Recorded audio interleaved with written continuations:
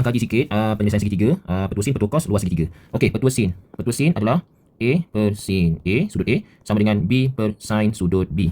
Atau, kita boleh terbalikkan macam ni. Sin A per panjang A sama dengan sin sudut B per B. Okey, siapa kita nak cari, kita letak atas. Okey. Jadi maksudnya, kenapa rumus ada dua? Maksudnya, siapa yang nak dicari, letak atas. Okey, itu petua sin. Petua cos. Petua cos, contohnya, panjang A kuasa 2 sama dengan B kuasa 2 tambah C kuasa 2. Itu ialah teorem Pythagoras. Kemudian tolak 2, ulang balik B darab C, cos sudut A. Jadi kalau kita tengok dekat sini, dia mesti bermula dengan sisi A dan berakhir dengan sudut A. Sekarang kita tengok soalan. Bila kita tengok soalan, pertama pastikan segitiga tersebut ada sekurang-kurangnya 3 maklumat. Kalau tak dapat 3 maklumat, dia tak boleh gunalah mana-mana petua. Okey. Dan apa yang penting kat sini adalah kita tengok yang kedua adalah ada tak pasangan lengkap. Pasangan lengkap tu maksudnya sisi dengan sudut bertentangan dengannya. Macam ini, sudut dengan sisi bertentangan ada. Maksudnya ada pasangan, ada dosa. Jadi, bila ada dosa, petua sin. Jadi, bila petua sin, pertama ada dosa. Yang kedua sin, silang. Jadi, silang dengan siapa? Yang 6 cm ni silanglah dengan sudut B pasangan dia. Jadi, kita nak cari siapa sebenarnya? Kita nak cari sudut B. Jadi, sebab tu tadi kita kata siapa yang nak cari letak atas sin B bahagi 6 sama dengan sin 30 bahagi 4. Jadi, supaya memudahkan kita, darab silang macam tu. Sin B sama dengan sin 30 darjah 6 sin 30 bahagi 4. Nanti tekan kalkulator, yang ni tekan je kalkulator. Lepas tu tekan shift sin. Nanti dapatlah B. Sebab ni ada sin B ni, nanti kena tekanlah shift sin ni. Kita dapat nanti B, dia punya sudut. Okey, tengok pula yang ini. Ada tak pasangan? Ada.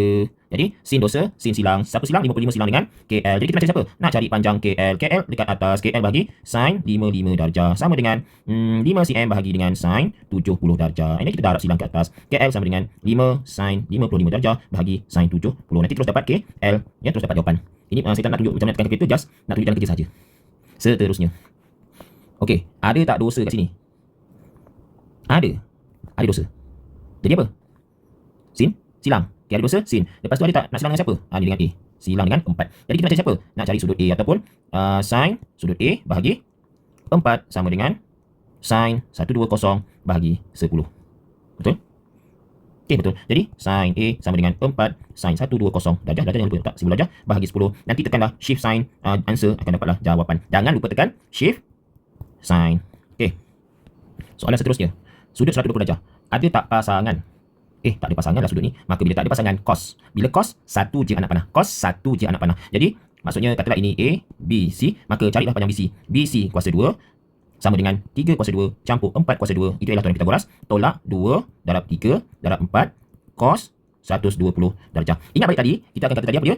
Kita akan bermula dengan BC, iaitu panjang sisi A kecil dan akan berakhir dengan sudut A.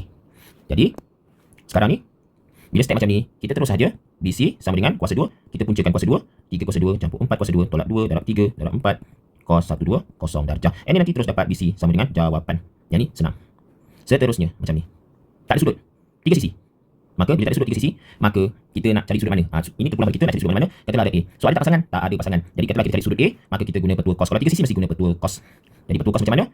Dia bermula dengan 8 kuasa 2 sama dengan 9 kuasa 2 campur 10 kuasa 2 tolak 2 darab 9 darab 10 cos A. Sekarang, kita nak cari apakah sudut A. Maka kita akan pindah. Katalah saya letak di sini cos A dekat depan. Okey. Jadi 8 kuasa 2 ni kita tulis balik. Okey. Maksudnya kita flip lah. Seolah-olah kita flip lah macam ni kan. Kalau tak nampak, saya buat macam ni. Cos A sama dengan sorry. Saya buat macam ni.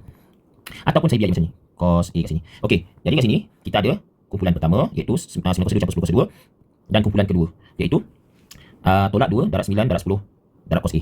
Jadi dekat sini sudut cos A ni saya letak depan lah ya. Kalau pening, tengok balik lah. Jadi, cos A sama dengan. Jadi, 8 kuasa 2 ni kita balik. Okay, 8 kuasa 2 ni kita balik. Jadi, yang 9 kuasa 2 tambah 10 kuasa 2 ni jadikan tolak 9 kuasa 2 tolak 10 kuasa 2. Okay, jadi ingat yang pertama ni akan pindah jadi tolak. Yang nombor 2 ni, grup yang kedua ni akan jadi bahagi negatif 2 bahagi 9 darab 10. Macam tu. Dan nanti, tekan ni kalkulator. Ya, tekan kalkulator.